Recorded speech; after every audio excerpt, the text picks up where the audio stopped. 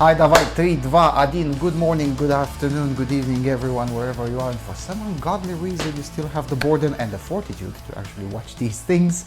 Welcome to the 8th edition, I hope. I have no idea. Yeah, let's hope it. Let's say it is the 8th edition, and if I made a mistake, then it's gonna be another hog tier moment on this channel. I have the occasional podcast, as always, alongside me is my colleague Miguel Gomez. Miguel, welcome back. Thank you for taking the time to shoot these things. It's been exactly 5 years since we made the first episode, so we kind of lived up to the name. It's the occasional podcast. The 8th episode is 5 years later, but that's also 5 good years? enough. I think we had a more recent one. No, the 5 years from the first episode. 5 years from the first episode, yes. Yeah, we taped the top 10 good things and bad things about the US. That's how we started it. Alrighty, so we've taken the suggestions that you put in the internal system on topics to choose. The conditions of filming are nowhere near as bad as they look, but 37 degrees Celsius with the sun hitting in my face is not particularly fun. And also light-wise, I'm hoping that my skills in post-production editing will be good enough to compensate. Alrighty, so considering the suggestions by the community, I suppose we should start. Where are we in the war in Ukraine? Good question. You'll get many different answers depending on who you ask. Yeah, well, I'm asking you. Well, I'm definitely not. I won't provide the most correct answers, but I'll provide what's correct from my point of view. Because right now it's what the Turkish would call kalabalık. Absolutely haram. What we are seeing is an advance from Avdiivka. They kind of just took all the terrain that they could, the Russians. Mm-hmm. However, at the same time in the north, at Kharkiv, we saw a little bit of a cheeky-breeky going on there, a little attempt to try to take the north. What did the Russians want up there in the north of Kharkiv? Redeployment of new... so this is what I think, right? Again, everything I'm saying is completely speculative. Even all of the people in the know that I speak to are speculating. Like people who are directly involved with the conflict are speculating. It's that bad right now. Everything is just, if we don't know what we're doing, they don't know what we're doing tier kind of shit. Mm-hmm. But I do think, and this makes a lot of sense, I think that the Russians, anticipating the new conscription laws in Ukraine, figured that one of the best ways to tie up the new people that are coming in is to put them up north and just lock them down in a conflict there so that they can continue to take the free real estate that they have in front of them in Avdiivka, beyond Avdiivka at this point, way beyond it. And then there's a little bit to be said about Zelensky's decision-making. Yeah, let's say about that. Has been unfortunately quite questionable. Firing Zaluzhny, I don't know if it was necessarily a mistake, but I personally would say it. What Zaluzhny had was the ability to at least maintain some level of morale and stability in the army structure. Once you're starting to shake it up in the middle of a war, I mean, that's usually when you expect that things will go south. Now, that doesn't mean that Ukraine is going to lose necessarily. As far as I'm concerned, it already didn't lose. I don't think it's going to win either, but I don't think it's going to lose. At least as far, it depends on how you define loss. Do you define a loss as Ukraine losing its entire territory? It definitely is not going to do that. If you define losing as never getting Crimea back, it definitely lost. And it is, I don't think there's a hope in hell for that to happen. Losing as in not maintaining its territorial integrity in the Donbass, definitely it lost so far. This is, still an outbreak of a war. I mean, when you're talking about frozen conflicts, which, okay, it's not so frozen right now, but as a general definition, it has been for a large part of the war been frozen. From February 2015 to February 2022. Yes, and from the offensive at Kharkiv, the counteroffensive at Kharkiv, it has remained frozen at that point in time as well. And frozen conflicts tend to play out over decades, not years. Of course, there is the extreme example of the Korean conflict. Which continues to be frozen to this day. Yeah. And legally speaking has been going on for 70 something years. Almost 70. We might actually see something like that. You think so? We could. It's conceivable. A DMZ from Kupiansk all the way down to, I don't know, Kherson or something? It's a possibility. I mean, both sides are pretty exhausted. The Russians right now have a bit of a morale boost because of the territory they've taken, but that is always very temporary. I mean, look at how long the morale boost lasted from the counteroffensive in Kharkiv. It was like, what, 5 months of morale boost, and then, okay, let's get back down to business. Oh, shit. It seems like we cannot, after all, go beyond Rabatine. And on the other side as well, the initial morale boost in the first 50 days of the 3-day special military operation, it seemed that even though it's going to take longer than 3 days, they're probably going to make it, and then, oh shit, no. So then you got to the point where they were begging for fuel. Yeah, it happened on both sides, for sure. It's been much longer than it was hoped. Both sides had some, I wouldn't say unnecessarily unrealistic expectations, but they were unprepared to face what they had to face. And it's also the not so secret that both sides have a very limited offensive potential. That both sides strive very hard to deny, but it's kind of self-evident at this point. Whereas what Ukraine has going for it is the technology. I mean, this is not tech bro shit. I mean, the Patriot missile system is... unlike the Kinjal, it actually works as intended. Yes. Yeah, for sure. It works better than intended, actually. And what is it? The Storm Shadow was a bit of a game changer for a while. The Bayraktar for a while. But again, we come across a barrier, which is what you said, the limitations of offensive potential. I mean, that has to do a lot with the artillery shortages that were experienced over the last year. Counter-battery operations were nigh impossible, except in certain pockets, like in Avdiivka. Avdiivka actually did really good with counter-battery for a while, and then the guns fell a little bit silent because where shells, man. Now, to be fair, a shortage of artillery shells was something that we should have expected, because the conflict consumed and continues to consume amounts not seen ever. I mean, even during World War II, there was enough periods where the consumption of artillery shells was lower than the consumption per day. I would compare it to the Battle of the Somme. Something to that effect, yes. So it's not really a huge surprise that both sides experienced artillery shell shortages. But what many of us feared, and fortunately that didn't happen, was that Russia would be able to ramp up production and make up for the shortage. And they did, but nowhere near enough. I expected it at some point. Because for all the shortfalls and for all the shortcomings, Russia has an ability to eventually get its shit together. Yeah, that's what we thought. It did the same thing during Operation Barbarossa. And we thought that, but nevertheless, it still hasn't happened to anywhere near to the level expected even by its biggest fans. Sure. So they got their shit together only partially and far slower than expected. Even a patched up military can hold itself together, and that's what we're seeing. For defense purposes, yes. But for offense purposes, and Russia needs the offense purpose, not so much, I would say. Would you disagree? Well, they know that. And that's why they've been concentrating so much of the new... Like, if you look at... Okay.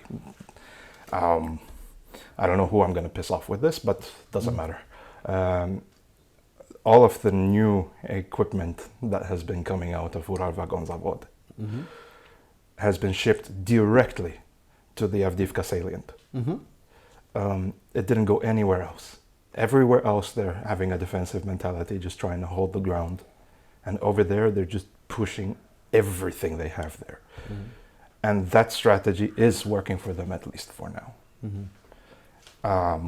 And because the production levels are slowly, very slowly, but still slowly, getting up to a level where they can sustain that particular offensive, I don't see why they would stop doing what they're doing now, because at the current rate that Ukraine is receiving equipment, it is unable to respond to that particular problem.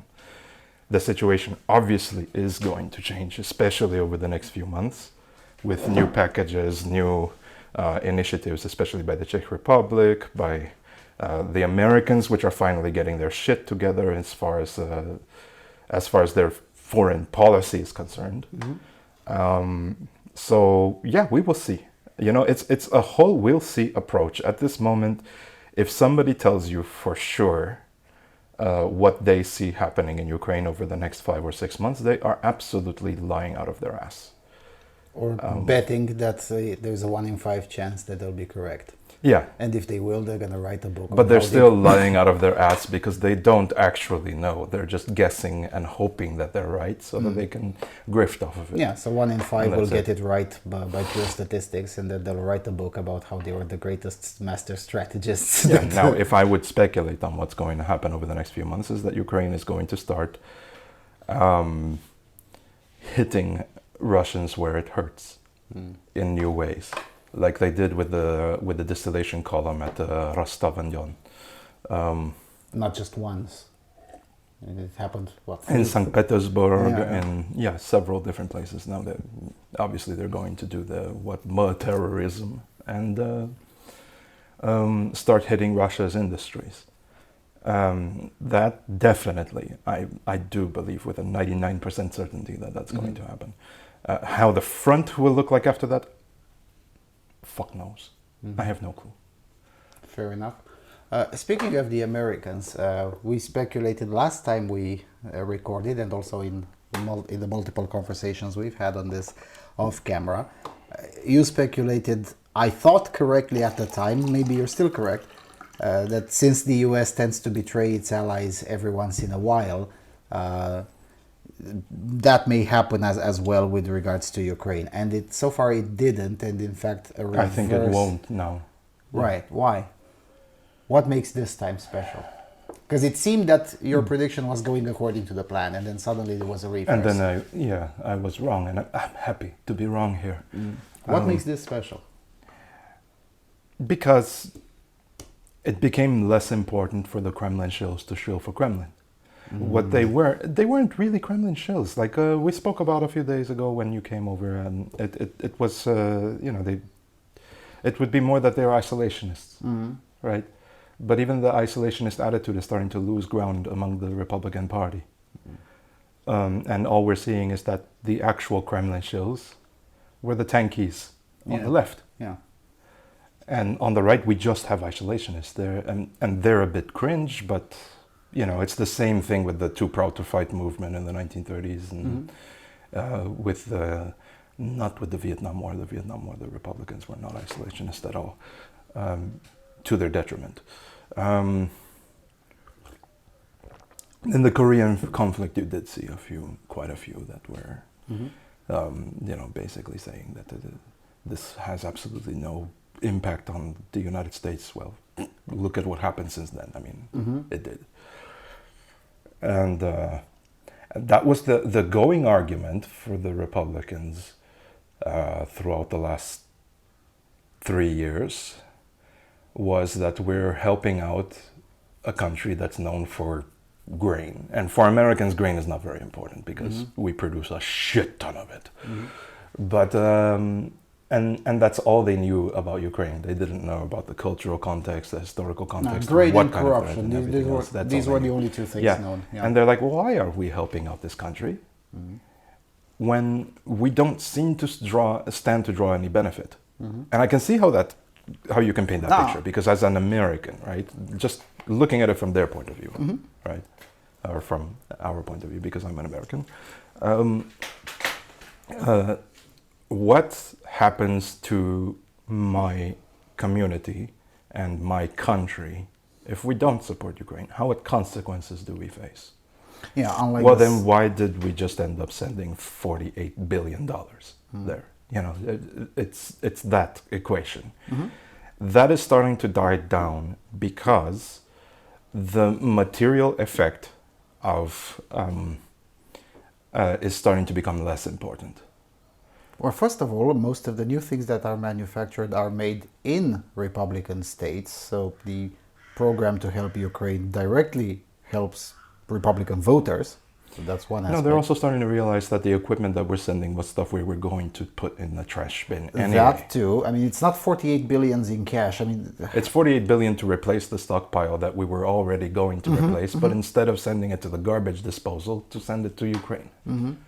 now it's a lot of that.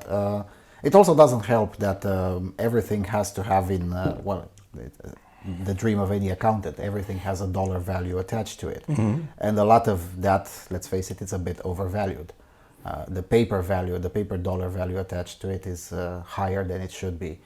For what exactly? For certain, I mean, artillery shells are sometimes quoted at a price that is nobody believes anyone actually paid that price per shell. What was it? Like $5,000 Yeah, 5,000. per shell? Yeah, or 4,500 or something like that. You And realize it's just a piece of metal, right? Yeah. I mean, nobody believes that, and that's how you get to these kinds of crazy amounts quoted in the media. It's like $45 billion. I'm like, is that cash or equipment? And if it's equipment, then I'll deduct at least a third, as you know, minus the grift, minus the commission, minus the inherent BS of accountants, and then we get to something more reasonable. So yeah, and to be fair, the pro-Ukraine side has failed to make this argument. Luckily, it didn't have to, but we still failed to make this. It's starting to. Yeah, but not enough. But thankfully, it didn't matter eventually. And it is, I've seen a few Republican House members making this argument that, hold on a second, now we have to make more stuff. And almost all of those are made in red states. So if anything, it is in the interest of our communities to support this, because, hey, more shekels through our communities. I mean, what's bad about that in the end? And I was expecting the Democrats to suddenly have second thoughts about it. Once put in these terms, but thankfully it didn't happen. I suspect Because there's a lot of blue states manufacturing things too.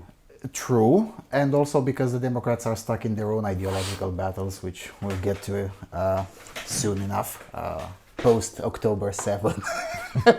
They have their own kalabalak there. But you said earlier something very correct, that most of the Russophiles, the legit ones, are in fact tankies. I mean, there are Russophiles on the right, but far fewer than Russophiles on the left. Because, well, the right doesn't have that kind of tankies. It's just...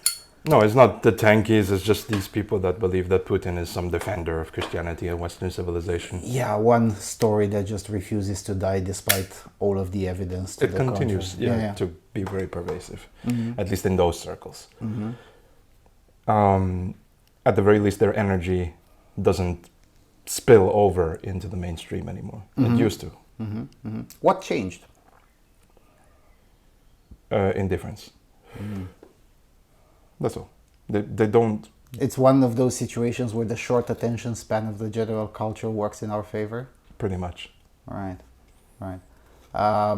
Because it still is the case, although, to be fair, the argument that there is no benefit for the United States is at least in part wrong, but there is something to be said that it's limited benefit. It's limited, It yes, is. and much more limited than if we would defend Taiwan, for example. Taiwan, yeah, for sure, because Taiwan is about ships, and you don't mess around with America's ships, of course, and trade routes.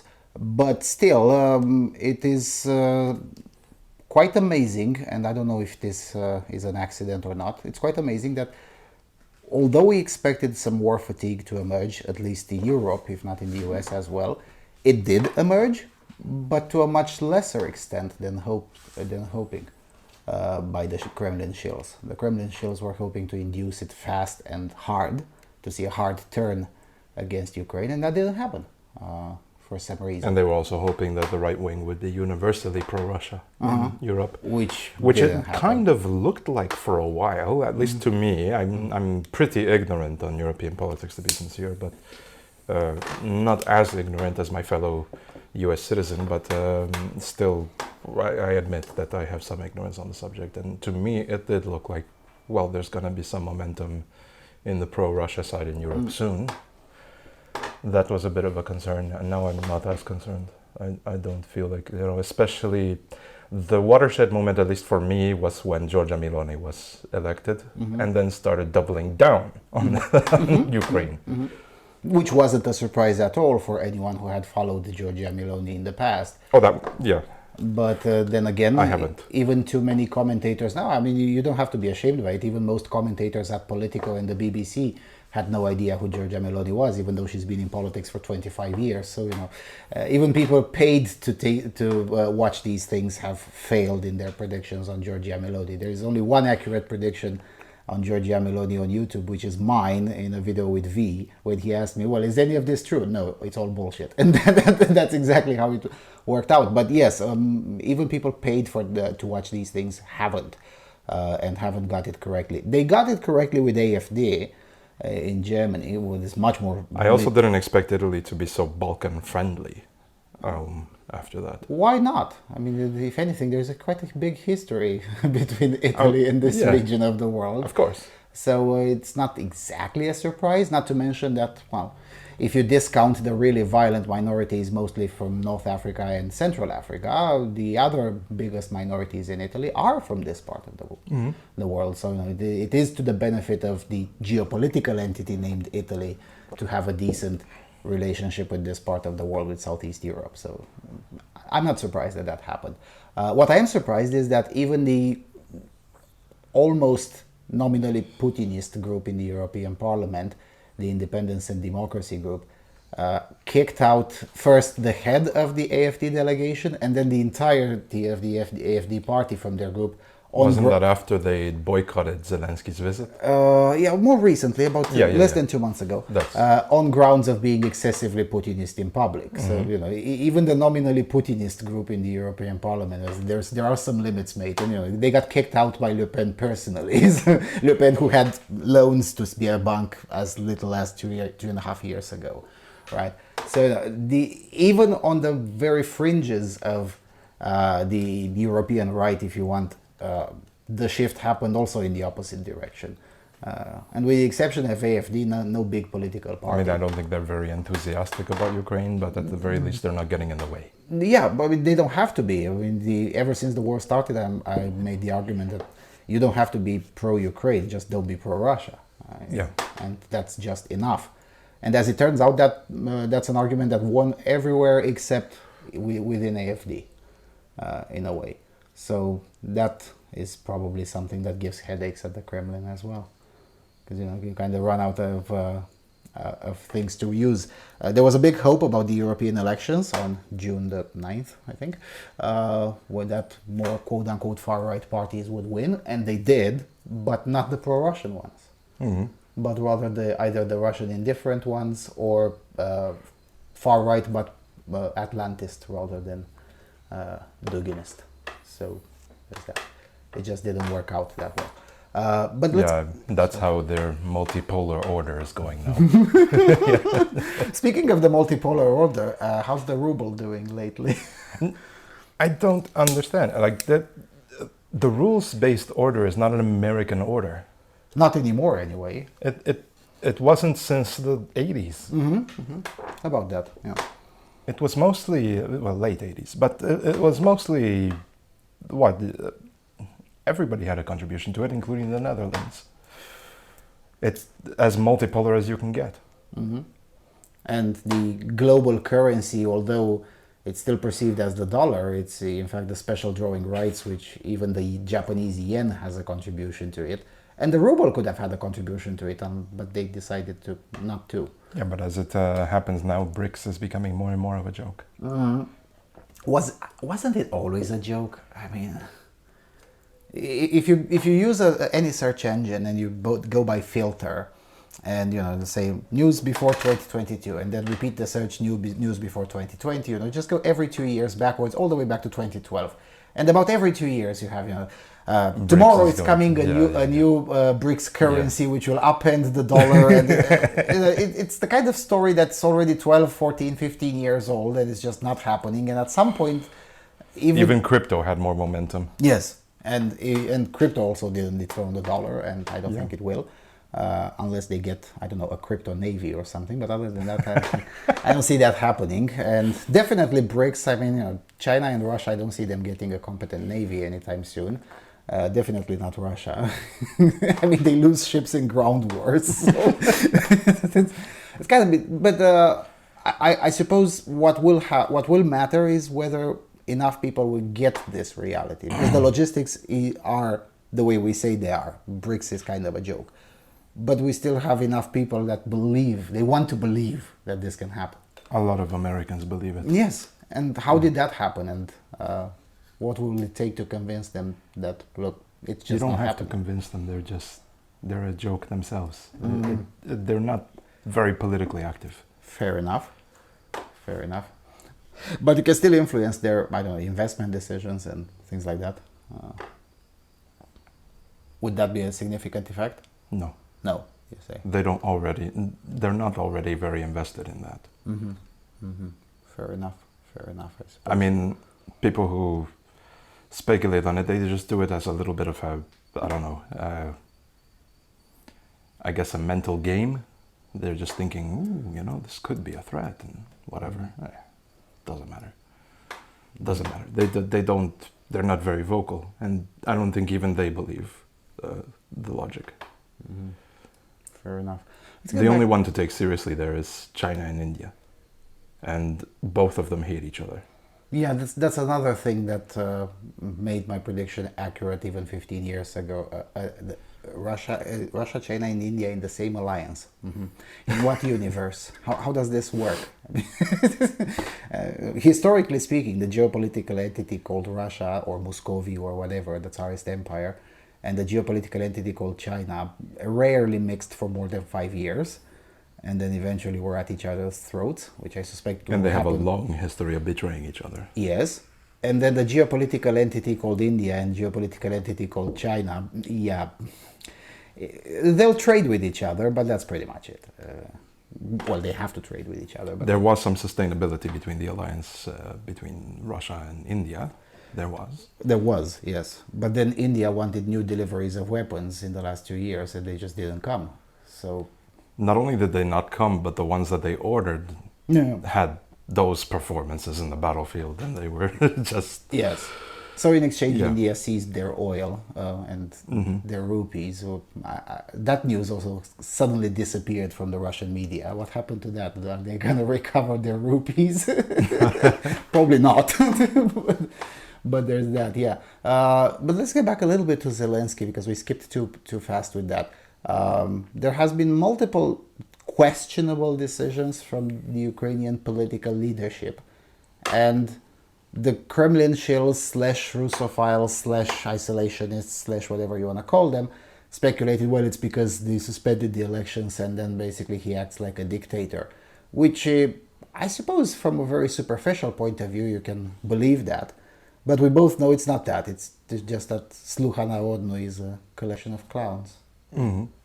And that also seemed to be a very difficult argument to make, to convince people that, look, these people don't really know what they're doing. They just landed in the situation. Yeah, at some point there is going to be a strong enough push that elections will come back. It's not like there's some repressive regime there that's constantly shooting at civilians and, If anything, there were street protests when Zaluzhny was fired. fired, yes. And nothing violent happened at those protests. Unfortunately for the Russophiles, they were hoping for protests against Zelensky, and then eventually they did happen, but they happened for the wrong reasons as far as the Kremlin is concerned. So yeah, they don't like that either. But still, I suppose until there is a resolution, even if the resolution will be what you said, a DMZ, they're going to have to tolerate Zelensky some more. Well, the average Ukrainian is thinking more and more about living their day-to-day life. And frankly, Zelensky doesn't have that much of an effect on it. So Yeah, that's also true. there's a lot of political indifference in that particular regard, because when you're just living your day-to-day life in the middle of a war, you care about fewer things. Mm-hmm. And then the real problem that Ukraine has right now is that, okay, we're going to have to get troops out of the front and circulate, rotate them a bit. Yeah. That has been a problem Who since do the we beginning. rotate them with? Yeah. And now, the answer is a very uncomfortable one. You have to rotate them with your youth. Mm-hmm. Mm-hmm. And there's not a whole lot of it Mm-hmm. to draw from. But that's not to say that Russia doesn't have the same issues. If anything, lately it has gotten worse on their end as well, due to, the way the war was prosecuted, with more losses on the Russian side. Sure, they have a bigger total populace, but have you seen the public health of Russia? And their average age, their own demographic crisis. I mean, they're both going through a similar demographic crisis. Yes. That would have been my next question. How will both countries look like after the fighting stops? That's hard to answer. I don't think... I think in this way, both Ukraine and Russia lost. Mm-hmm. Mm-hmm. Both of them lost.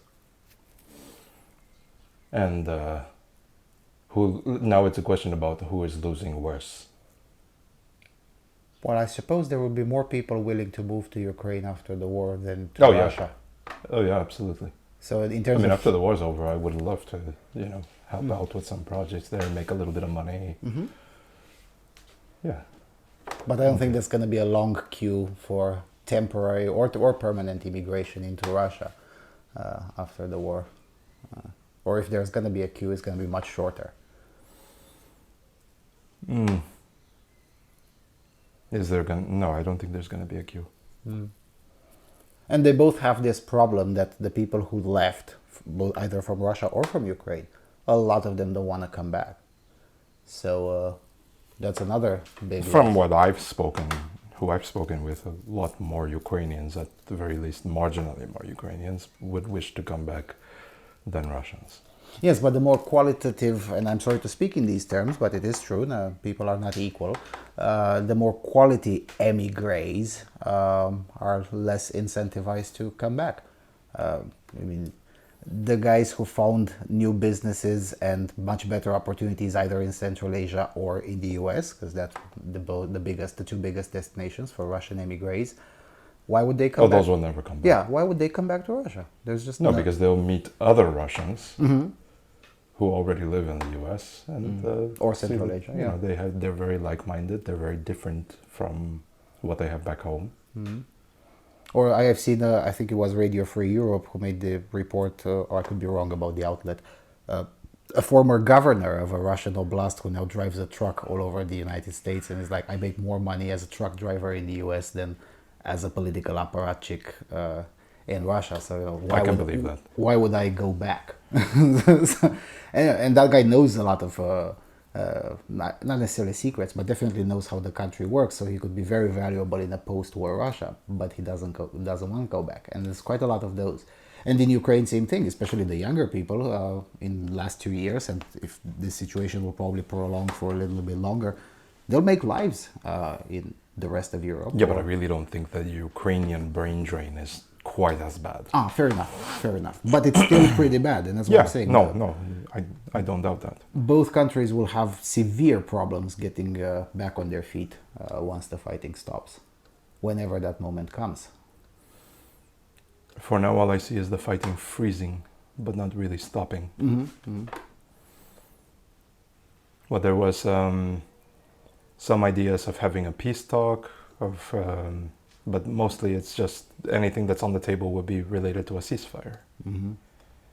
Especially considering that, at least legally speaking, Ukraine refuses to talk to Putin. They don't exclude negotiating with Russia, but just not with Putin. And on the other side, as long as Putin is in power, the demands are just straight up unreasonable and nobody would acquiesce to any of that. So there's that. But since we mentioned the demographic crisis, how will Russia hold on to new territories strictly on demographics for much longer? Because Russia is already being colonized in the Far East by China. And while China has its own demographic crisis, they still have a lot more people. They can physically colonize portions of Russia. And how will Russia hold on to those? Because if I were a strategist in the Kremlin right De facto, now, they may have already lost, but... You think so? Yeah. Especially in the far east of Russia. Yeah, definitely. It's a loss. But de jure, they'll hold on to it because it's still going to be part of the political entity of Russia. It's just that economically it's going to be more dominated by China. And logistically integrated with China. That is something the US is planning to do with Mexico at the moment. I mean, just integrating economically more parts of Mexico. Yes, but at least in the US it's somewhat, in the case of US and Mexico, at least it's mutually advantageous. But in the case of China and Russia, it's Russia becoming even more China's bitch. It's not mutually advantageous, that's what I'm saying. I think it's something they've already been willing to accept for a while. At least for a while. But what concerns me is whatever territory Russia does manage to get away with from Ukraine is never going to love being a part of Russia.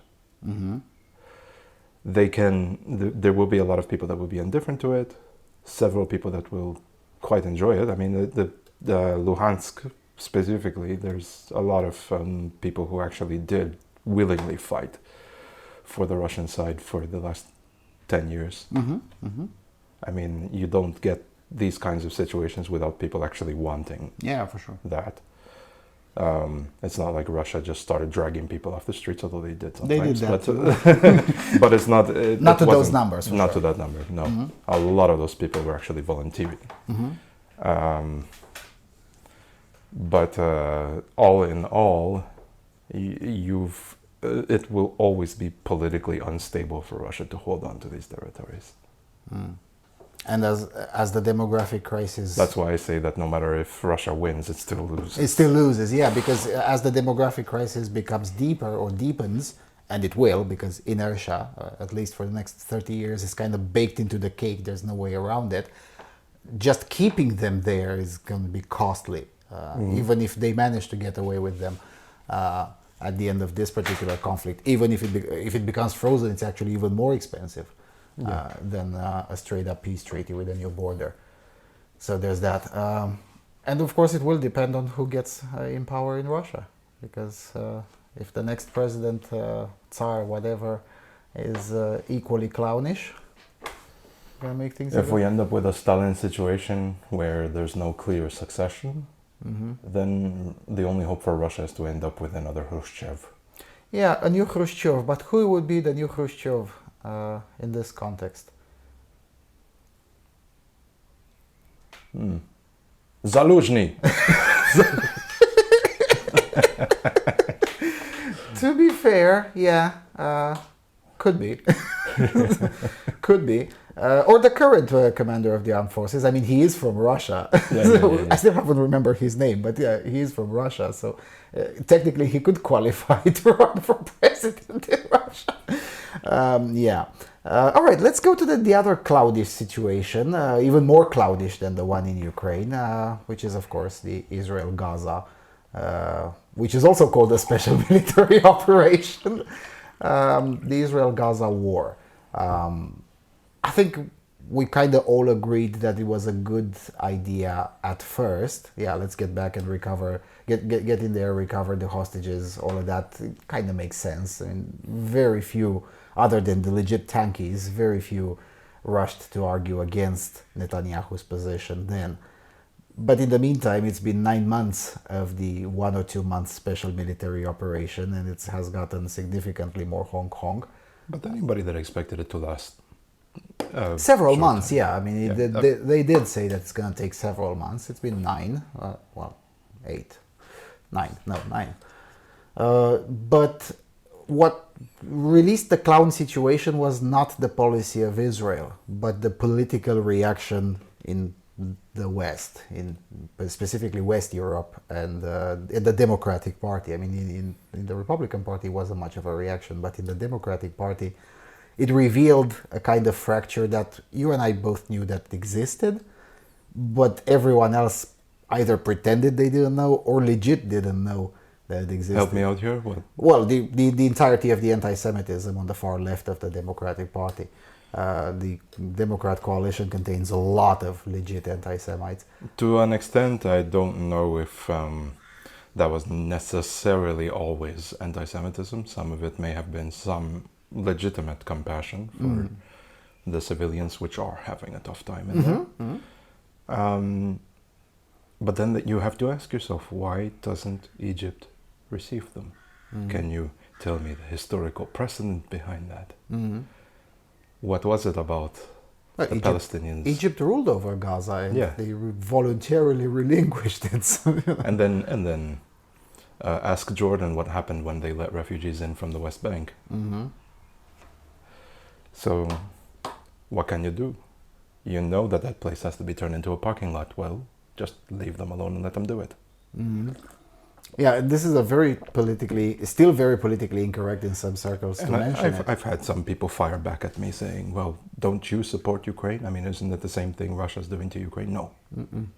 No, because Ukraine did not send a dozen boogaloos and, send them to fucking absolutely massacre Russians.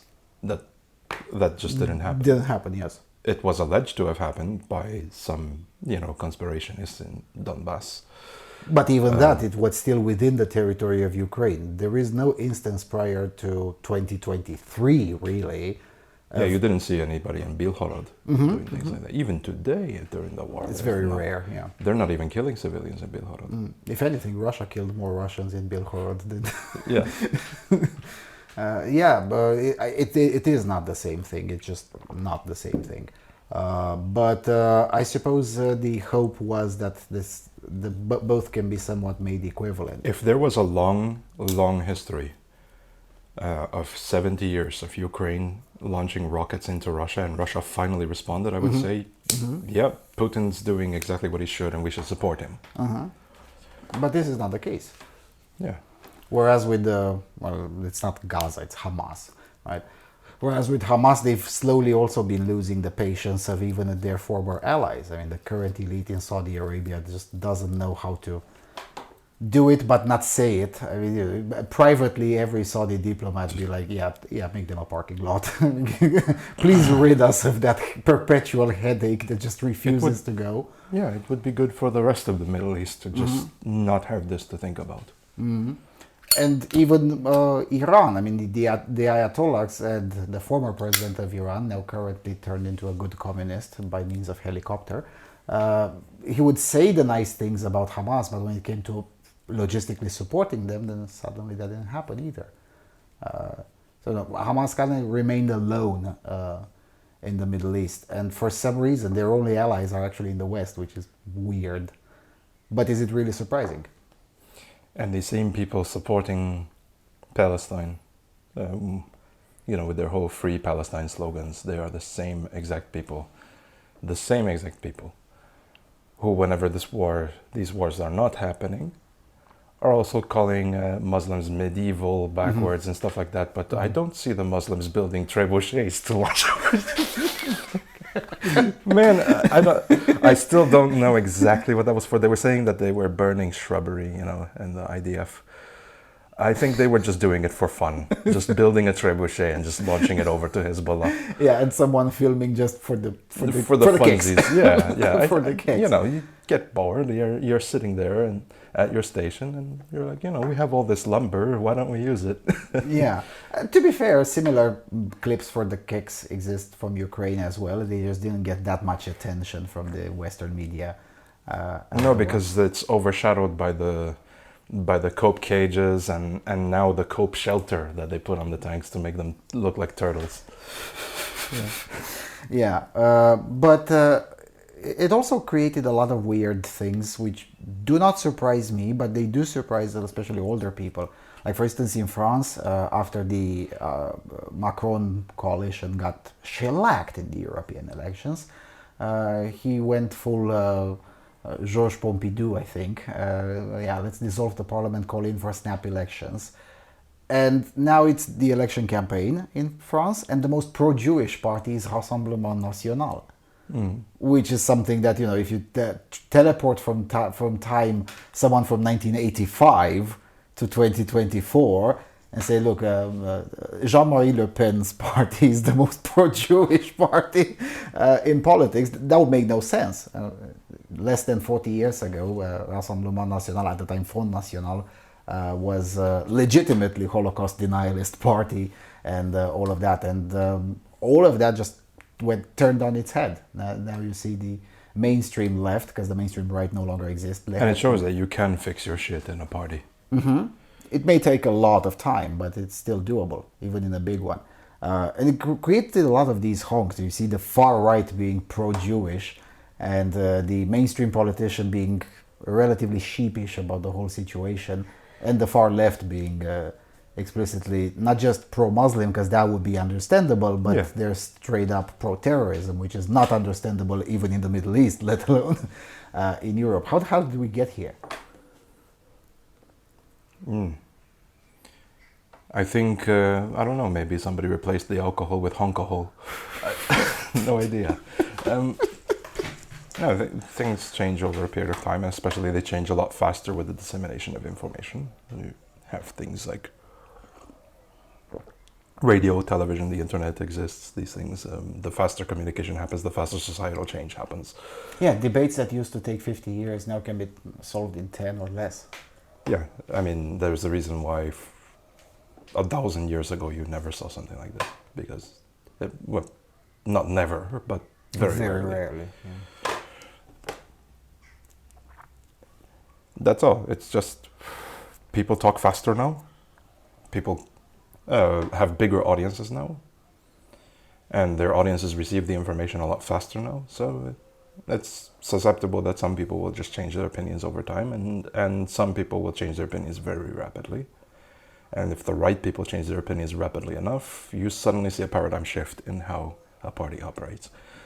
Just like how PSD and our own Social Democrats started out very like, you know, let's continue some of the things that Ceausescu used to do, but a little bit more with a smiley face and stuff like that. And then they started being like rampantly very anti-raising taxes, anti-this, anti-that, you know. Yeah, and with the Nadir in 2016, when the left was arguing for cutting taxes, and the right was arguing for firing officials first and then cutting taxes, and those were the only two choices. And it's all because the grifts are changing a lot faster, and everybody's finding their demographic based on the information that they have now, and whatever information you have available now is stuff that you were able to collect over the last month or two instead of the last 30 years. You can compile data a lot faster. Speaking of grifts, the green grift is already over. I mean, it started in full force, 3-4 years ago. Yeah, let's all get on green, on EVs and all sorts of that crap, and the wind turbines. The wind turbines are older. Okay, fair enough. But still, now you have the chief group of the European People's Party, the largest group in the European Parliament, be like, yeah, the first session, the whole Green New Deal gets shit canned. It was a terrible idea. We tried, doesn't work. That's it. That would have been unimaginable 2 years ago. So Europe finally joined America. Yeah, in a way, yeah. But 2 years ago, this would have been unimaginable. 2 years ago, only the far right was against the Green New Deal. Now, only the far left is for it, and everyone else is to various degrees against it. So it was a discussion that should have lasted for decades, and it lasted less than 5 years. Well, it makes sense when you have one of the largest countries in Europe, arguably the largest country in the EU, having how many nuclear power plants? 0? No, I'm not talking about Germany. I'm not talking about largest in population, largest in surface area, France. France, yeah. And that was like over 80, I think it was. Something like that. Depends on which day, because they shut down for maintenance and whatever. Yeah, no, and How many nuclear incidents did they have? Not zero. One that almost happened but was prevented very quickly. I forgot which plant it was. I'm just having a lapse right now. And that's it. And there's so many, they were built with so many redundancies, even people who were anti-Chernobyl, you know, that would have been like, that's too many redundancies. You know, they built a lot of safety features into their plants, and it's working really well. So most of the anti-nuclear arguments kind of go to France and die. And it was absolutely shocking to me that nobody from, you know, who was concerned about the environment or our emissions was looking that way. This should have happened sooner. That's what I'm saying. Yeah, but it may have something to do, as I'm sure even most of our audience is aware, in the 80s, most, if not all, of the environmentalists were directed from Moscow. And while Moscow hasn't been able to direct environmentalist movements lately, China still can do that. And there was an investigation in the US that discovered about 2/3 of them were in certain areas, to a certain extent, they were having ideograms in their bank statements. So that may explain why it took so long to have someone look Well, it shouldn't have even been a thing in the first place. You know, it's actually less safe, and one could argue even more expensive to generate power from these sources when you have, and then you have this alternate that France has been using for eons that doesn't have the same emissions issues that combustive plants have, right? And they don't combust anything, so you have essentially almost free energy. You have that solution, it's staring you right in the face. Why didn't we get there first? Why wasn't that the first idea? Okay, solving our emissions problems probably involves, you know, you have some geographies that have volcanoes, some geographies that have earthquakes, but relatively speaking, Europe is very safe from these kinds of things. I mean, it's only Italy and a small part of Romania that has these problems, to an extent where you should be careful about where you build a nuclear power plant. But Europe is not Japan. It doesn't experience tsunamis, it doesn't experience monsoon, it doesn't experience any sorts of like really large disasters. So why not, you know? There are a few floodings here and there. There have been a few in Germany this summer. Yeah, but floodings don't fuck with nuclear power plants. Yeah, and they were mostly from excessive rain rather than tsunamis or other dangerous phenomena. That's also true. But I do really think that a lot of the answer to that is because the environmentalists from this continent were in ideograms. What I didn't see coming lately was Germans starting to get back to thinking about going to nuclear. That's a bit too late, isn't it? After they shut Yeah, but it's impressive because they had this whole trauma response where they were thinking, we should never use nuclear, and now they're reversing course. Better late than never, I'd say. It's going to take longer and cost longer to get back to nuclear after they shut down all of them. There was a scandal true recently in Germany where they noticed that a lot of those plants are refurbishable. That's true. But the political scandal was pretty interesting to watch because even those who were previously anti-nuclear, they're like, hold on a second, you guys lied in the technical assessments.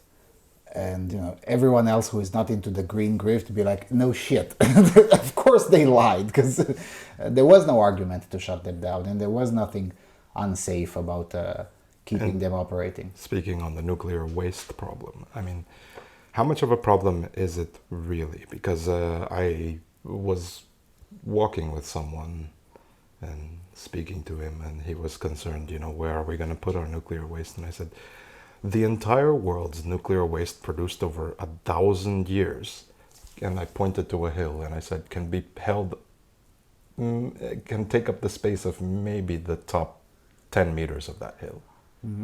It's not that much. We're talking about something that the sheer energy density of it is so large that you measure the amount of fuel you consume per day in kilos. Mm-hmm. Like, you know, and 100,000 tons of it actually fits in this house. It's really dense. Mm-hmm. So the nuclear waste issue also is a kind of non-issue. And if anything, you know, we can just chuck it into space with a camera. Yeah, I was thinking about that. We could go full techno-optimist, especially now since carrying stuff into outer space has become remarkably cheap. Yeah. Depositing it on the moon is not sci-fi at all. Or just launching it perpendicular to the solar system's, yeah, and just letting it fly. I don't think that's necessary. That's so sci-fi at this point. A little bit though, because it's still heavy as shit. Yeah, but until we hit that problem, it's gonna be another several decades, and by that time, Centuries. or even centuries. I'd say centuries. Yeah, or even centuries. Nevertheless, all right. Speaking of techno-optimism, let's talk about the AI grift.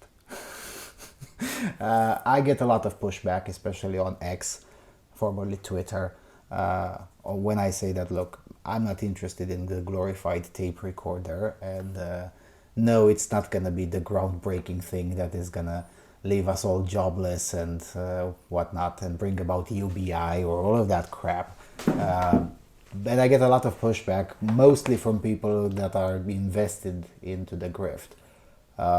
What's your take on it? If you are afraid of being replaced by AI, and you may have reasons to be, then you should really, really consider having any marketable skills at all. Because I once put an AI on my server, a separate server that was sandboxed, and told it to write some bash scripts and manage it.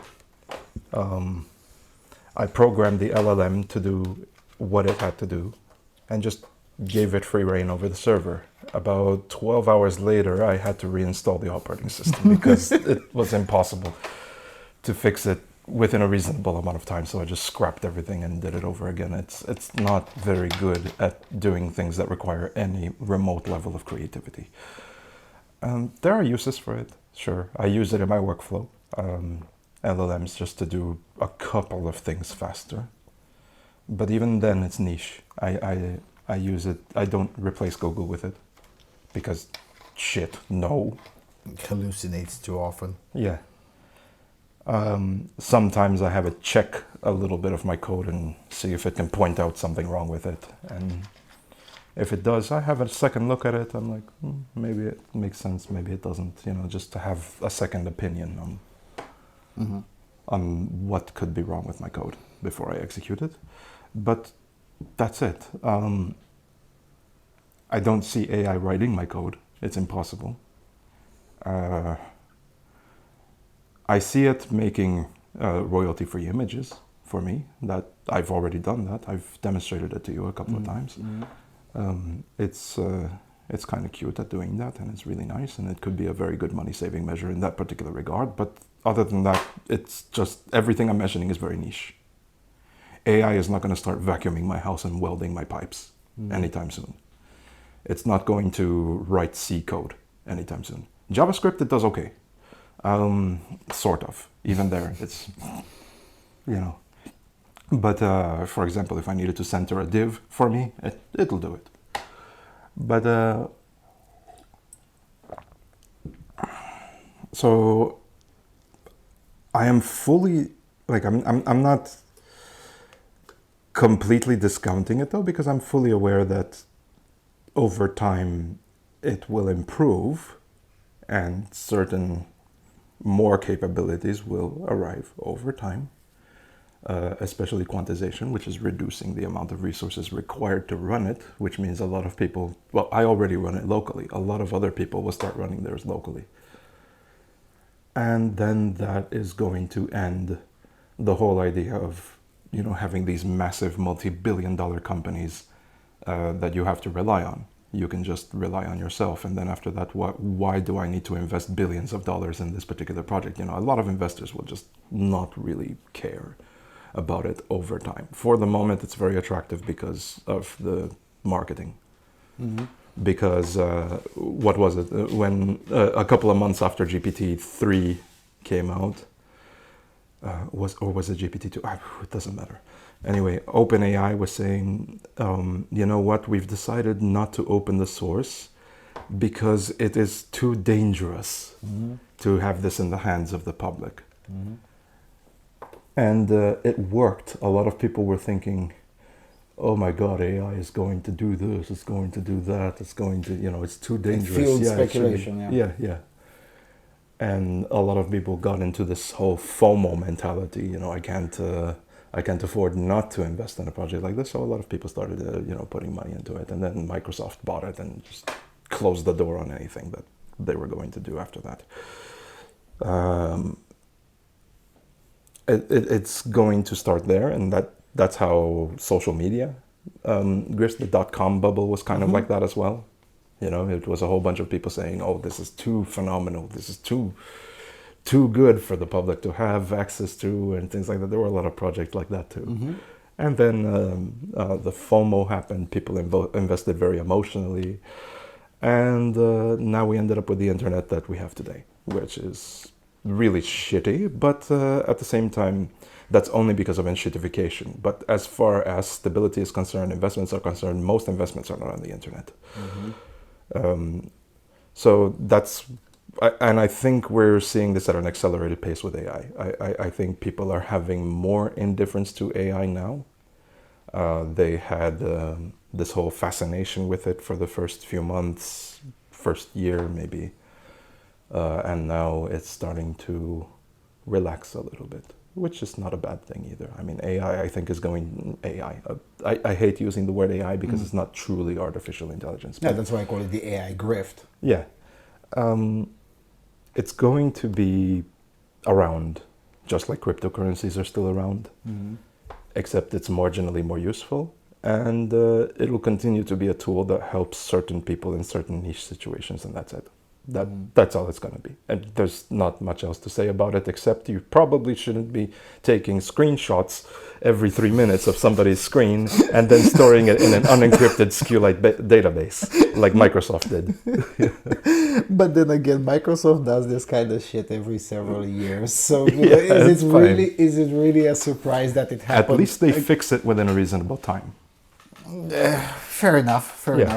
What I'm saying is that I wasn't surprised at all that this happened to Microsoft. I mean, I would have been more surprised if it happened to any other company. But Microsoft, seems legit.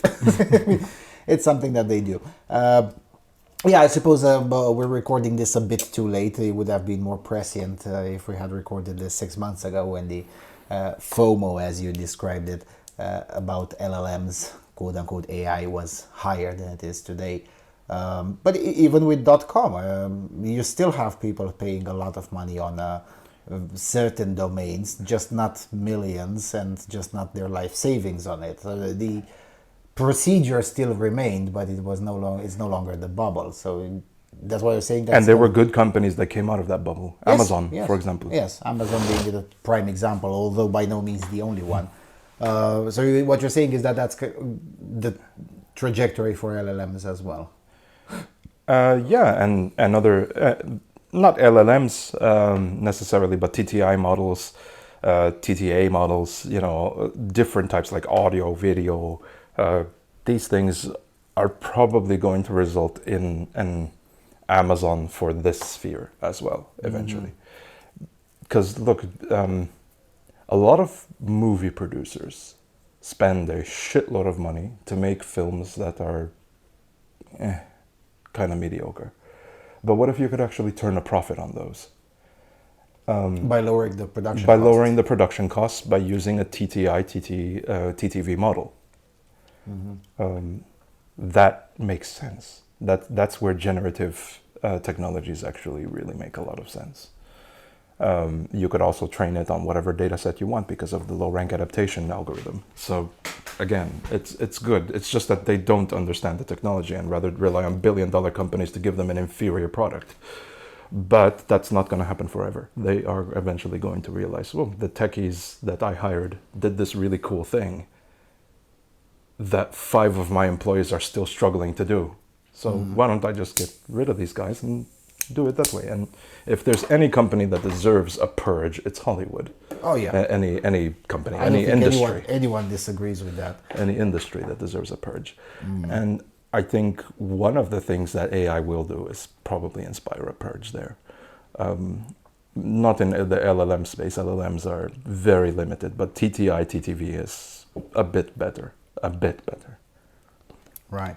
Because I was telling you a few days ago that I tried to use one of these LLMs to help me formulate the scripts for my report type of videos. And eventually it ended up taking... Were you trying to make it look bad? Because yeah, so it took twice as long. I mean, it's not like you have to work very hard to make it look bad, but... Yeah, it took twice as long, and it was an inferior product than me writing it while tired. So, not to mention the hallucinations, like, it moved Tajikistan next to Russia and things like that. And I'm like, no. And that is allegedly with the best at the time. So yeah, and Google's Gemini asked it how much distance is there between Sibiu and Cluj-Napoca. And it will give you 3 different numbers depending on what time of the day you asked. Because it's still using time-based seeding. Right. And it's using seeds to determine the value instead of actually looking up the value and giving it to you. Yeah, and not to mention the attempts at censorship / gatekeeping on certain politically sensitive topics, which eventually end up creating more hallucinations than in the situation where they would do nothing. I just hacked Meta's LLM and use it for my own purposes. As soon as I was able to uncensor it, it was giving me much better answers. But that's also the problem. I don't think things like that will be very popular because people like myself don't want, for example, my fork of Meta's LLM to be popular. The kind of trouble I could get into it, that I'd rather not. It's too much trouble. These companies are very invested in making sure that they stay censored. Right. If you uncensor them, they suddenly become pretty powerful. Right. I'm just not convinced of that. I don't think they're... Relatively powerful. I'm not saying that they're powerful as a whole. Now, the reason I'm saying this is because, well, what is exactly the really dangerous thing? They will teach you how to plan a terrorist attack. Well, you can already get the Anarchist Cookbook, the original one, not the one that was made by the CIA. You can still do this today without even knowing what an LLM is. And by the way, if you're a terrorist planning a terrorist attack and you rely on an LLM, you already have bigger problems.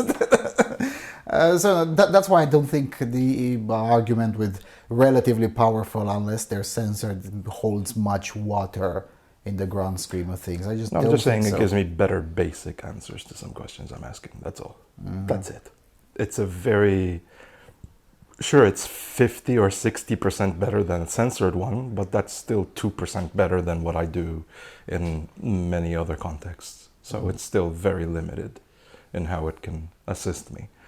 And as long as you're conscious that it's a very limited technology, you respect it only for what it is, not for what everybody else is parading around. You know, it's annoying because there is usefulness. It's just much more limited than they're giving credit for. That's all. I suppose it's not my argument, but it's an argument that I've heard routinely, and I want to hear your opinion about it. The counter-argument to this kind of thinking, which I mostly subscribe, is that yes, but when it was said that you would do your daily work and daily banking operations and even get food through your computer, when that was said in 1985, it was deemed science fiction, and here we are now doing that as a matter of routine. Now, first of all, I don't do that as a matter of routine. In fact, I don't ever do it. But nevertheless, at least it is possible now. So what is to say that this won't be the case with the most techno-optimistic predictions turning out to be true? If not by the end of this decade, then why not in 30 years or something? Because back then they had realistic expectations. Here, Fair. this is they're basing their dreams of automating everything based on something that does not have a historical precedent. Like you're looking at the graph, you're looking at how much workplace automation there has been, and let's say that you can quantify that, and it goes up like this, and they think that's going to go up like that. That's not how it works. Unless you have something truly groundbreaking, and they think that this is it. It's not. What would it take to have something truly groundbreaking? What would it take? Better programmers. So it won't happen this decade or next No. decade. Yeah, fair enough. Fair enough. Okay, one last thing, enshittification, because it's a word that, although it's about 10 years old, it has really taken a hold in the last 2 or 3 years. Well, enshittification is the second stage. It's just another word for the second stage of EEE, the embrace, extend, extinguish. And when you get the extend part wrong, that's when you get enshittification. That's all. For example, that was Microsoft's policy, EEE. You embrace something like they're doing right now with open source. They're embracing it. Then they extend it to the extent where you get native terminal under Windows. you get a lot of things under Windows, and a lot of the Microsoft ecosystem is integrated into the projects that a lot of people are doing.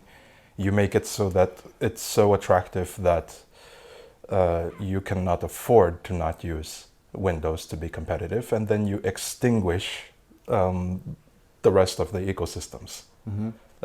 That's what actually has been giving a lot of trouble to Linux, but because Microsoft is really good at this. They're very good, and to their credit, I mean, if it works, it works. A lot of lawsuits came out of it. They shrugged them off. It's fine. But when you extend something the wrong way, that's when you get enshittification. And also, personally, enshittification is such an amorphous concept that a lot of people are even defining it wrong. I personally, for example, believe that when enshittification happens when you're starting to create more sterile environments. When 70 or 80% of internet traffic goes through the same 5 web pages, that's enshittification for me. I know that it's more streamlined, more consolidated. It's really nice that you can find everything in the same place. Okay, that's cute. But a part of me yearns for the internet that we had back in the 90s. When you had like 10,000 bulletin board servers and IRC servers where you could just pick and choose whatever community you want to be in, and you don't care about the rest. It's like, oh, and if you don't like it here, you can go somewhere else. And there was 10,000 somewhere else's to go. Now there's one of 4 choices, one of 5 choices, maybe one of 1 choice sometimes. Like YouTube, for example. That's enshittification at its maximum. With YouTube's ad block wars and all that stuff, is because they've consolidated media on the internet to the point at which they realize they can't afford to do that. Sure, there are alternatives like Odyssey and Rumble, but is it really a choice? I was about to say that YouTube was also helped by the fact that every attempt at competing with them was, right from the get-go, distinctly inferior and unambitious enough to even try to compete. Well, they didn't want to. It wasn't, back in the day, it wasn't really about ambition. It was just doing a bunch of shit for shits and giggles, and a bunch of people joining in, like E-Bombs World or iFunny or those websites that posted really cringe but funny, cute memes. And there were those videos of Fail Army, I think, came from that. So it was all these little obscure things that you could just gather around, and you found a little community around it. Sometimes even had drinks together, because a lot of the groups were also local. There were people that had one local group that all pitched in to just have one little server that hosted their shit, and they would have meetups regularly, and it was all in your city. So there were still people touching grass. I think that one of the consequences of this consolidation is that people are touching grass a lot less, because they're more interested in talking to somebody that's 9,000, 10,000 kilometers away from them, which is not a bad thing. I mean, I really enjoyed that about the internet, even in its infancy. But now it's just become so prevalent, and so like, why am I even talking to my community? Because I get to see these interesting things from so many thousands of kilometers away that you forget that you still live in a community. It also doesn't help that now you can take the internet with you. In the 90s, we didn't take the internet with us. These things. Yeah. These things. In the 90s, we didn't take or 2000s for that matter, we didn't take the internet with us. So you would either remember a meme and then talk about it at a beer, or even print it. So, Yeah, I remember. Yeah, I that. printed memes. I printed them, memes, yeah. not just once, multiple times. Whereas now you don't print memes, which I suppose saves the environment, but but the downside of it is that you don't even have to go for the beer. You can order the beer at home, and like the corporate bundles of sticks did during the COVID lockdowns, right? They would have a beer over WhatsApp or Skype. Which was particularly cringe. Although I do hope that those people continued that habit, because not seeing them on the street is actually a good thing. But unfortunately, that enshittified personal relationships as well, and that is where the tragedy comes. It still comes from. Sure, I mean, I don't know how much of it is. The fault of these companies that consolidated, and how much else is the fault actually of the people who accepted it and decided, you know what? I lean more on the latter, quite frankly. Yeah, I think people themselves also have to be responsible for how little they are connected to their own local communities. How I held myself responsible for it when I moved to Cluj, when I moved to CBO. I started to take some steps to change that about myself, that I wanted to explore my local area, touch some grass, and meet people, outside of the internet, because I was part of that, little hamster wheel of the internet as well. I was terminally online. Was not exactly difficult to get there, considering what kind of marriage I was in that point in time, but even then I was to blame. Yeah, and this will be a very difficult argument, let's hope, which is really kind of like that jingle on Rock FM, which came first, the chicken or the salmonella? Because it is I would dare call it a vicious circle, or a vicious cycle, because on one hand, because of the faster dissemination of information and because of the internet, debates that used to take decades can now be solved in under a decade. But this particular debate, which is about touching grass more and leaving the internet alone more, will probably have to take place the old-fashioned way, because the internet itself cannot help disseminate it faster, that the internet is kind of bad for you. Or can it? It can. It can, and it is happening. You've seen even... I mean, the irony is not lost on me for making the case for touching grass on a video on YouTube. But nevertheless... But a lot of people are starting to follow that. There is a bit of a reversal in that right now. I don't know how strong it's going to be over time, but I see more and more people talking about, how much damage they're doing to themselves. Being terminally online, being... because that also goes hand in hand with things that we don't really get very exposed to, like porn addiction, and I guess over socialization in the Kaczynski sense of it, so there are more people talking about it, and I see them talking about it less because they themselves are also touching grass, which is good. I've seen some of the accounts that have been discussing it, and some of the accounts that that the users that are interacting with each other. I see them. I did an extrapolation a while ago just for fun, just to see, and I scraped all of the data, and I saw that those accounts that had those particular keywords were posting less and less as time passed about anything. Which means that they were spending less time online. And I'm happy to see that happening, and I have some optimism about it. Yeah. I prefer not to be black-pilled if I can afford not to be. Yeah, no, I'm not black-pilled either. I'm just... But a lot of people are black-pilled, and they have no reason to be. Constantly thinking Personally, I about don't think ways to accelerate it. Because I have to admit, sometimes I'm straight up terrified when... just 3 weeks ago, as I was strolling through the election campaign, I went to a smaller town, about 25,000 people or so, and in the central park of that town, where it was always, especially in June and late May, it was always full of young people doing whatever, and the park was still full of young people, just like it was 20 or 30 or 40 years ago. But except this time around, almost all of them were having their eyes glued to their phone and not doing anything else.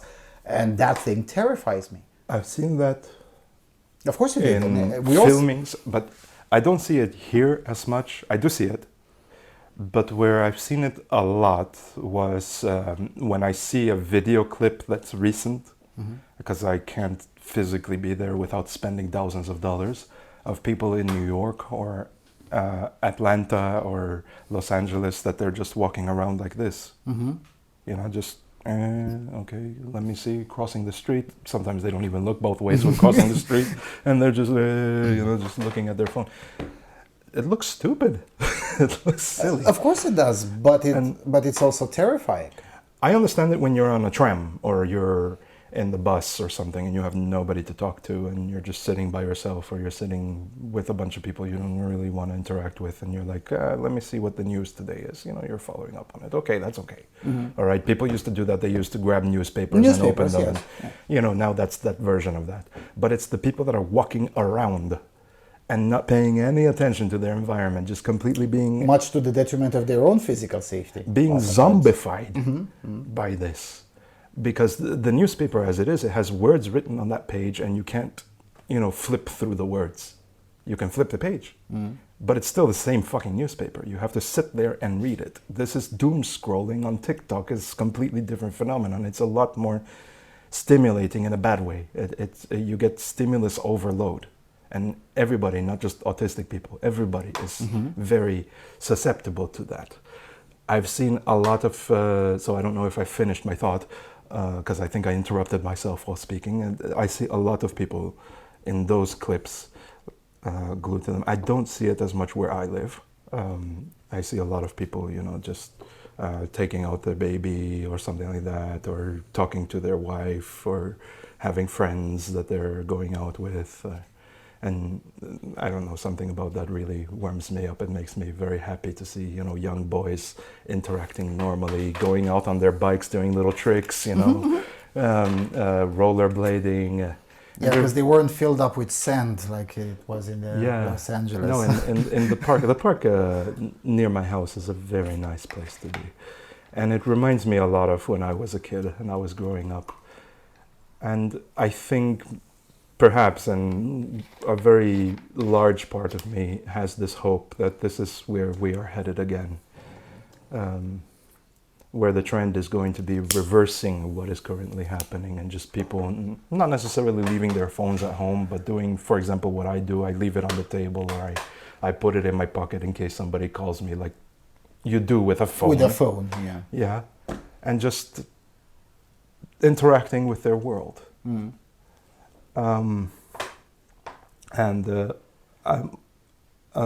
I hope that happens. I think it will. I think it's already starting to happen in a lot of places. I see in Miami it's already starting to happen quite a bit. Is there a room for policy on this one? For instance, in Europe, there are a few countries that never allowed phones in schools, this one included. And there were others who had a more ignorant or indifferent or agnostic type of policy.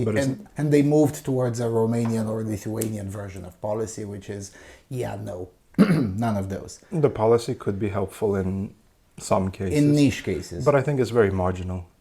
I think, what led to people being that way, it wasn't the lack of the internet, because we still had the internet at that time, you know, people... Yeah, but you couldn't take it with you. Yeah, but I still, like, I had internet at home, right, when I was like 9 years old. Yeah. And my parents saw that I was spending a bit too much time on it. And my parents told me, you still have that bicycle in the garage, you know. Mm-hmm. And what happened to Timmy? Do you not talk to him anymore? What happened? And they keep on encouraging me to go see my friends. And I did. And, you know, had a very healthy relationship with the internet revolving around that. It's and Have the internet as an extension of real life rather than the opposite. yeah. And so we had that, but we also had parents that were very wary of children spending too much time cooped up in one room, you know. And if you don't have that, then that's how you end up in the present situation. I don't think politics had anything to do with it, so politics is barely also going to solve the problem. That's why I asked, do you think there is any room for policy? No, I know that politics There may be some room for politics. I just think that from most problems we have today that are social are a cultural problem and should be solved culturally. But can they be solved? Yes, with a combination with patience between and tobacco. shaming can work to a lesser extent. You know, the whole go touch grass is a very common thing nowadays, and that's a shaming tactic, and it's working to some extent. Mm-hmm. I think grabbing somebody in private on the internet, like I do sometimes. This guy lived like 2,000 kilometers from me, somewhere in Germany, and or Austria. I don't remember. Doesn't matter. Has to be Germany because Austria is closer from here. Yeah. And I had a talk with him, and I told him, when's the last time you spoke to your sister? You speak about her. I see a lot of your posts, you know, and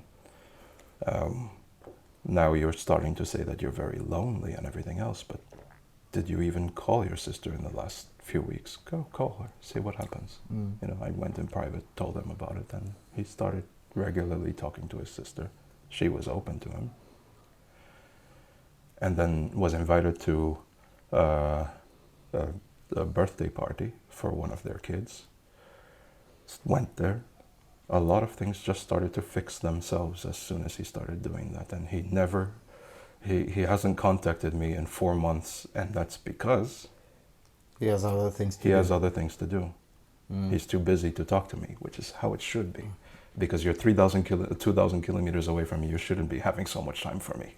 Yeah, Yeah. In the 90s and the 2000s, we still had pen pals, we would call them then. That was, but that's a very effective strategy on an individual level. Right.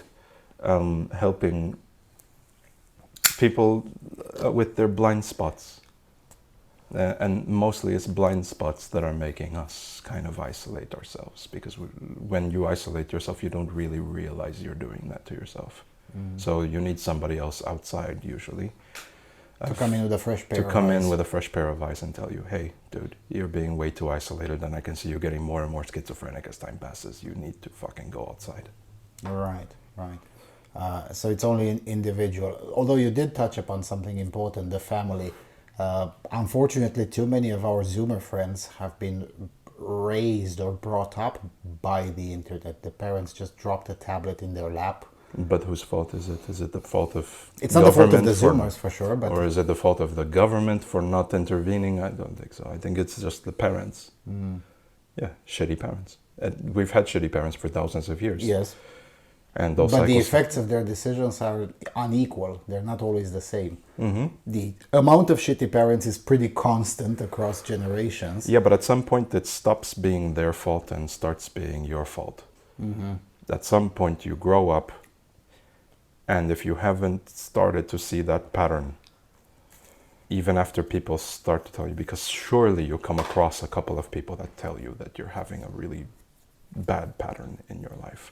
Mm-hmm. And if you don't listen to them, in the end, it starts to become, the fault starts to transition over. Yeah, but that's victim blaming, Miguel.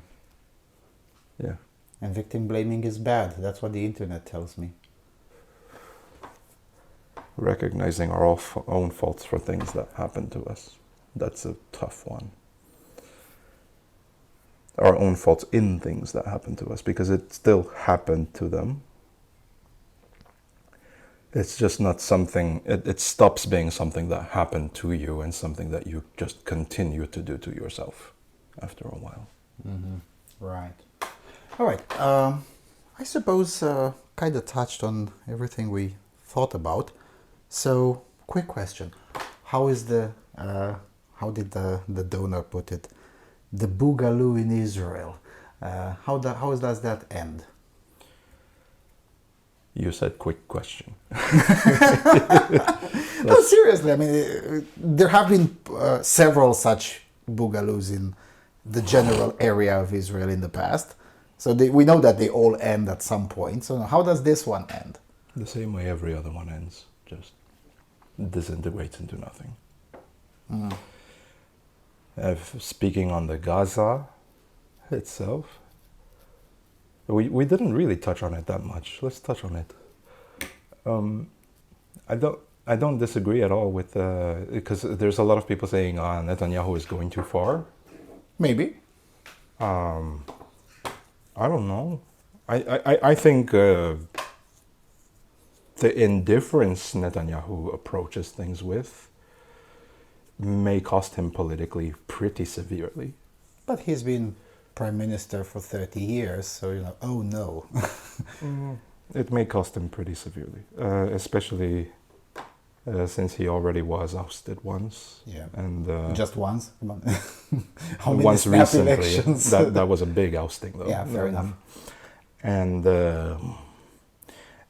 I'm not seeing a good future for his career, but I don't think he even cares at this point. He's been in politics at the top level of his country for so long. If I were him, I just wouldn't care. I'd be like, yeah, sure, whatever. I do not agree with any sort of ceasefire. I personally do not agree that there should be any sort of negotiation. I think that any humanitarian corridor should be done from the sea, if possible. I feel sorry, I do, for a lot of the people that had to be under siege, because sieges suck. And but you have to acknowledge the reality that a lot of these people were the same people who cried of happiness when their children picked up Kalashnikovs and martyred themselves. So, take the picture in its whole, right? And when, in the end, I will be disappointed personally if the outcome is that Gaza still exists. At least under Hamas. Probably Egypt and Saudi Arabia would agree with you in disappointment as well. West Bank, I don't know. There's another story. To be fair, the difference between Gaza and West Bank is bigger today than it was before October 7. Oh, yeah. It is. It was very difficult to make a difference between the PLO and Hamas on October the 6th. Today, there is a difference. Yeah. And it may be politically incorrect to acknowledge it in Israel, but nowadays there is a difference. How big it is, I suppose we'll see. All right, another quick question. Who wins the presidency in the US? There's only losing to be done there. Okay, who loses the election in the US? Well, in terms of winning the election, I don't know. Trump has a lot of momentum. He's very capable of building it. Biden has proven to be, at least from his handlers, stable enough that I don't know if it would be the worst thing in the world for him to be reelected, because I don't know how much of a difference it would make between Biden and Trump, really. Because at this moment, I mean, even though there's a lot of honk coming from the Democrat Party because of the Biden administration, and there's the whole, economic situation in the US, culturally, sociopolitically speaking, and from a foreign policy perspective, it's just another term for Trump, basically, what we've been saying. This is something that nobody wants to acknowledge. The Democrats' policy with China is Trump 2.0. I would argue even harsher than what Trump was intending. Yeah, I mean, the tariffs on EVs is probably something Trump... It's not just the tariffs on EVs, but the repatriation policies. Well, to be fair, those started under Trump. So yeah, but Biden doubled down on it in a way that Trump would have said, oh, slow down a bit. Maybe Trump would have gone a little bit slower on it, Yeah. but I think that that is a continuation of the Trump policy. A good one, I mean, I agree with it, but the Republicans don't want to acknowledge it because they want to credit Trump for it, and the Democrats don't want to acknowledge it because it's self-evident that it's a continuation of the Trump policy. So one of the good things about the Biden administration goes unnoticed. I remember at the very beginning, I was very unfair to Biden by calling him Beijing Biden. Yeah, And it turns out to be wrong. It turned out to be very wrong in that regard.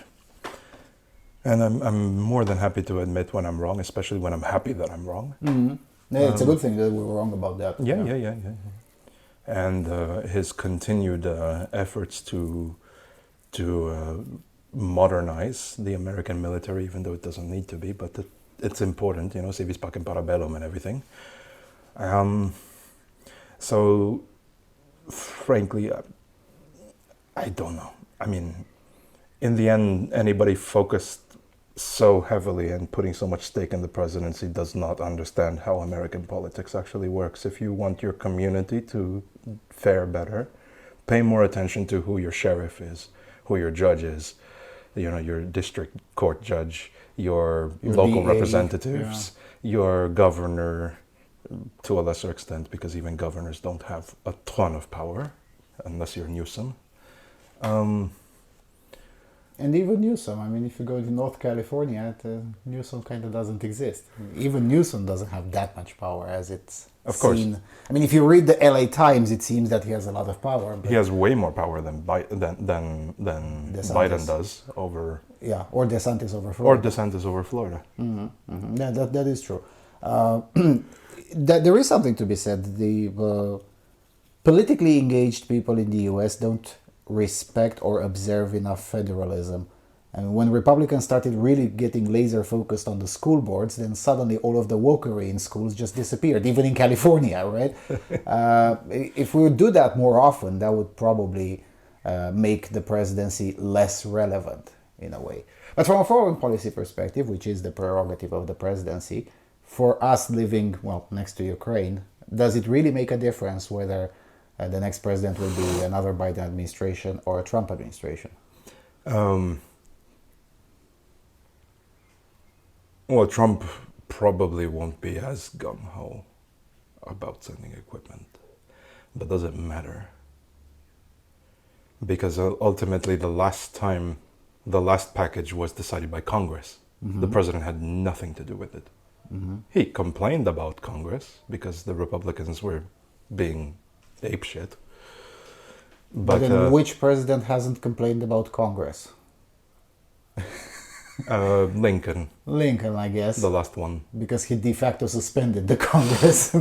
Yeah. But even then, he made policy that was resulting from him complaining about Congress. So even Lincoln complained about Congress.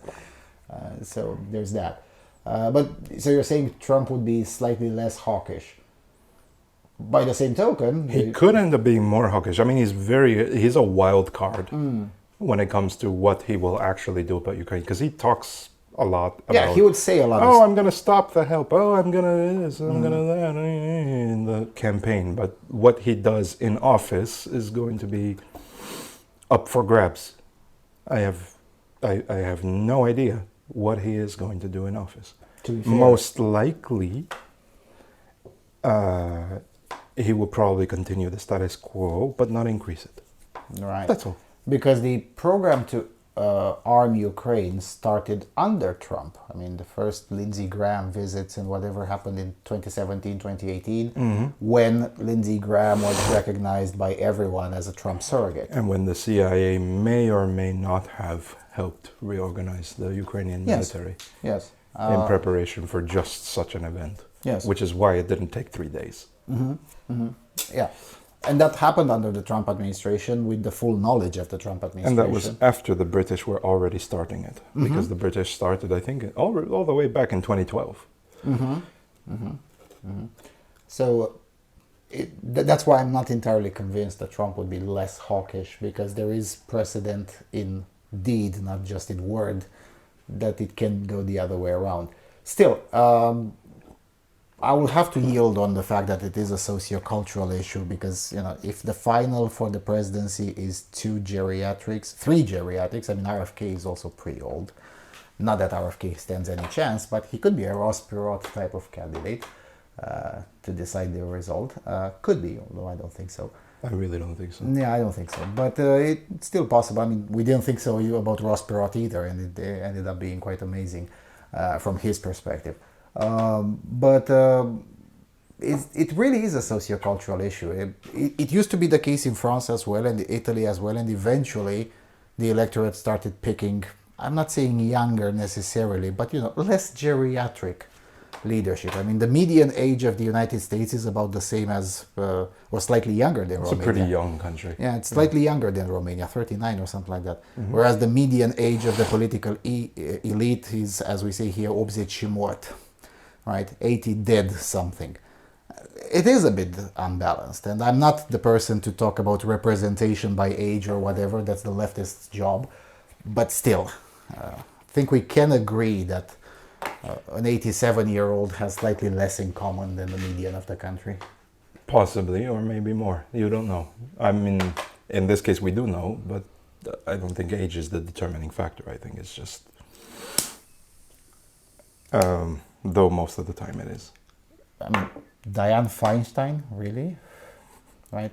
And it's also this issue, and this will be very difficult to address regardless of who wins the presidency or who holds the majority in the next Congress, that a lot of these things are handled by the staffers to a very dangerous extent. And it became self-evident for normies as well. That's why I brought up that Dianne Feinstein.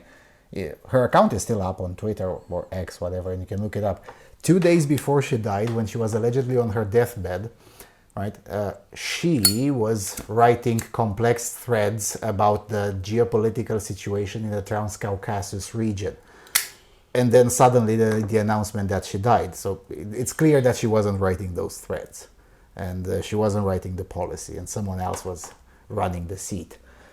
And I don't think that's a legal issue or even a political issue. It's a socio-political issue. Yeah.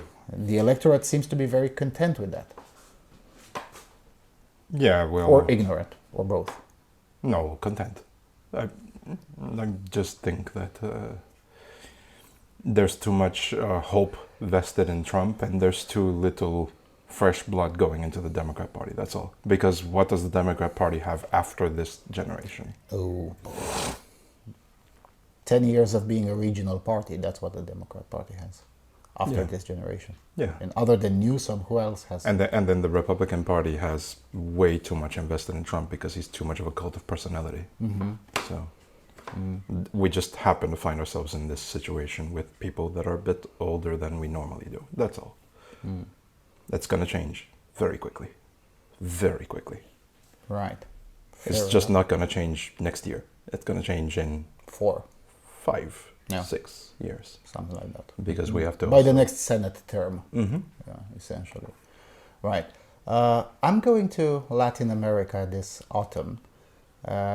What do you recommend me doing there? Coffee. Other than coffee, obviously. I'll never say no to good coffee. Well, and there's plenty of it in Colombia in particular, yeah. Yeah, just stay away from where even the trees sweat. Right. Because I know that I've been complaining about the heat here, but it's mountain heat, so it's okay. I mean, I'm just not acclimatized to it because reasons. But when you're in the jungle, that's a completely different story. But yeah, no, and I think you're going to very much enjoy the people at the very least.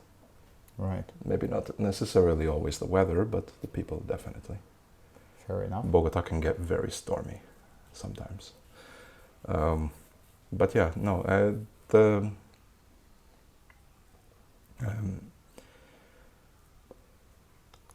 what was I going to say?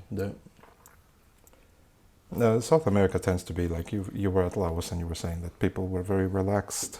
They tend to be about the same, maybe not quite as extreme, but still very nice, very relaxing. Pretty laid back. Because if you read the media, even the Ministry of Foreign Affairs says that I shouldn't be going to Ecuador because it's so bloody dangerous and shit. So I called one of my friends in Ecuador. I'm like, is it really? Like, I don't know what that danger is, mate. But whatever. So it always sounds dangerous, and this is true about a lot of areas in the world that are danger coded, as the Zoomers talk. And when you get there, it's like, not really, not that much. I was warned before coming to Romania that there are going to be so many people eyeing my wallet, that there's going to be, this is a child trafficking country, that all this and all that, and that you just have to learn to brush it off, because a lot of the time people exaggerate. To be fair, the wallet thing is a real danger in Berlin. Sure, but when I was twice as big as the people that were trying to steal my wallet, I did not tends really to help, mind. isn't it? So I guess the final lesson is just be big, bro. Basically. All right. Well, I guess that will be pretty much it. We went much shorter than usual, but far more concise. So I guess now we'll have enough time to wrap up the coffees off camera. And the sun has been friendlier than I expected. I mean, that one looks still pretty lighted. That one will probably require some post-production work, but it is what it is. Is there anything we forgot? No, I don't think so. All right. Then with all of that being said, thank you all for watching and see you around. Cheers.